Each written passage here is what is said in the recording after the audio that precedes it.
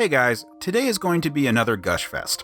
I'm going to talk about one of the best comics ever written, and that is Robert Kirkman's Invincible.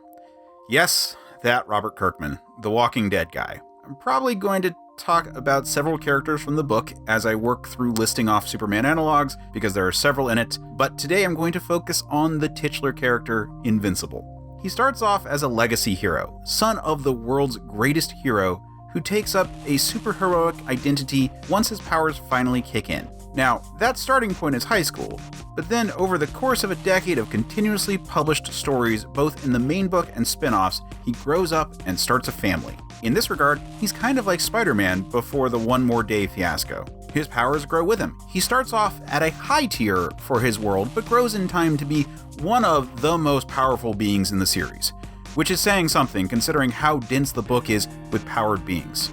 That's not to say he doesn't get his ass kicked from time to time. The book is famous for combining a cartoon aesthetic with graphic violence, and I'm really trying hard not to spoil anything here. Early in the series, another powerful character makes a point that humanity can be seen as insignificant when compared to the various high-powered beings that inhabit this world. That their fight shatters cities and costs thousands of lives in the opening seconds. And while Invincible isn't swayed by the argument, his concept of morality does evolve. He advances from mundane crime fighting and monster slaying to dealing with resource allocation and brokering intergalactic peace treaties. And he never stops trying to do what's right. Ultimately, that is what makes him invincible. He can encounter beings that by all rights should break him, but he stands up to them and wins because he refused to quit. A very Rocky kind of situation, but with much bigger stakes. It's also noteworthy for being a series that nails the landing when it comes to wrapping up.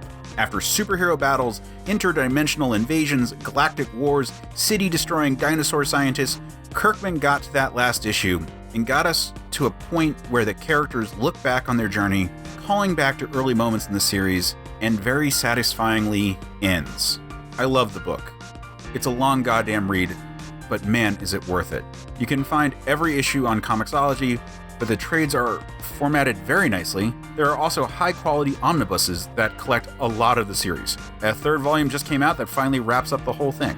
I would further encourage anyone who gets into the series to start checking out related books, specifically Capes and Guarding the Globe, but also Brit and Wolfman.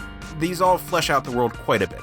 There's an Amazon series coming out now featuring Invincible, and I am so excited for it. I hope it does the line justice, because seriously, this is perhaps the best comic I have ever read.